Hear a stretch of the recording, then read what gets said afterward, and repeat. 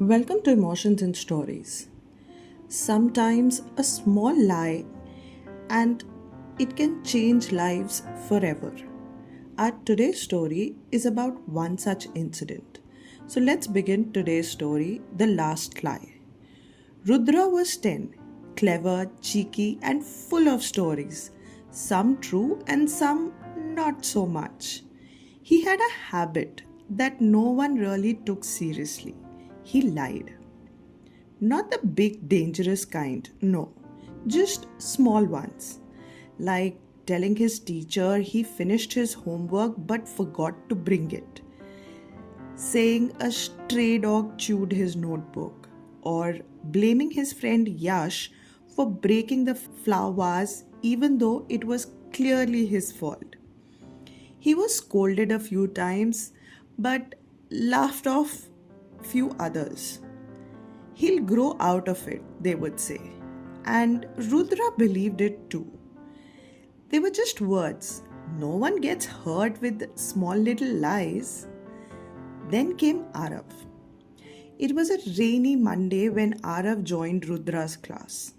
A soft spoken boy with worn out shoes, a loose fitting shirt, and a satchel that had lost its color. He was quiet, too quiet. Didn't talk much, didn't eat much, and never looked at anyone directly in the eye. When Mrs. D'Souza assigned Rudra to show Arav around, Rudra agreed half heartedly. At recess, while Arav quietly unwrapped his lunch, two dry rotis and salt wrapped in old newspaper, Rudra stood with his group of friends. They were laughing and teasing, doing what 10 years old do. And then, in a moment of thoughtless fun, Rudra blurted, "Hey guys, you know what Arav told me? He still wets his bed and sleeps with a teddy bear. Total baby." Everyone burst into laughter. Arav froze. The roti in his hand slipped to the floor. But he didn't say anything. He didn't defend himself, just picked up the food, wrapped it quietly, and walked away. It was just a joke, Rudra shrugged. No big deal. But the next day, Arav didn't come to school, or the next, nor the next. By Friday, his chair was still empty. That morning, Mrs. D'Souza's voice trembled a little when she said, "Class, Arav won't be returning. His parents have transferred him into another school." Rudra finally felt something heavy in his chest. He didn't understand it fully, but he knew it had something to do with him. That evening, he asked his mom, "Mom, do little lies hurt people?"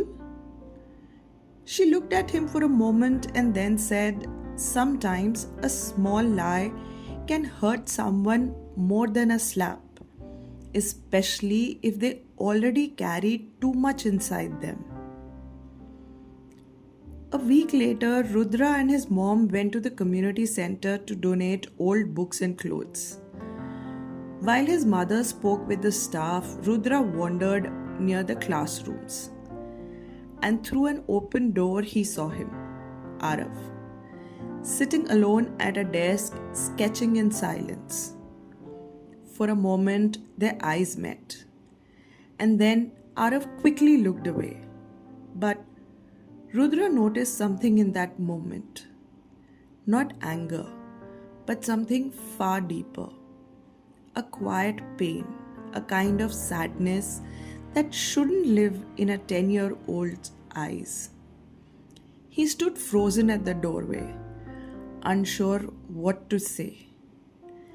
Then he noticed Arav's drawing. It was a group of children laughing under a tree. In one corner, a boy stood alone. His face had no features, just a blank look. Rudra didn't need to ask who it was. He knew. That's when it hit him. Arav didn't cry that day at school because it wasn't the first time. He didn't fight back because he was used to being hurt, used to being laughed at, ignored, left out. And Rudra, with just a careless sentence, had become one more person who made him feel smaller than he already did. He wanted to run inside, apologize, explain himself, but he didn't. Not out of pride, out of shame. He turned away and walked silently back. That night, Rudra sat by the window and wrote in his diary. I lied because I thought it was funny, but that lie made someone feel like they didn't belong. And now, no matter what I try, I can't take it back. Years passed, Rudra grew up, stopped lying, learned to think before he spoke. He became known as someone who always told the truth, sometimes uncomfortably so, but inside, a part of him still stood in that doorway, looking at a boy sketching his loneliness on a blank page. He never saw Arav again, never got to say sorry. And that was the worst part. Because even though Rudra changed, even though he became better, there was something he could not do about the boy who walked away in silence. No lie is too small when someone else's dignity is at stake. What may seem like a harmless joke to us could be the final straw for someone already hurting inside. Words have weight. They carry into hearts, into memories, into lives. And sometimes, even when you regret them with everything you have, there is no way to undo what's already done. So remember, always speak gently. Choose truth because it may be your last chance to choose the right thing. I hope you enjoyed today's story.